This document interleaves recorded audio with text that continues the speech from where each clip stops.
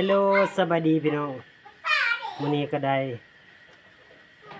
ไข่มดแดงอีกแล้วพี่น้องโอ้ยได้กินหลายเทื่อแล้วได้พี่น้องเลยได้กินหลายเทื่อแล้วแค่มดแดงเต็มถ้วยก้อยมื้อนี้พี่น้องแกงบ่มักขอพี่น้องเลยก้อยบ่มีทิมบ่ครับ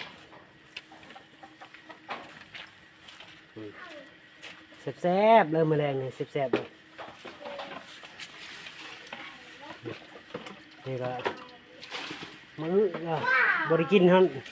มื้อพี่น้องเลยเนาะบริกินฮันมื้อนะ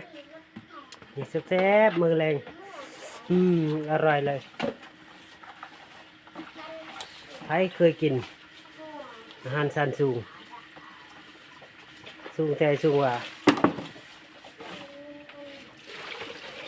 แค่นี้แหละรู้เรื่อง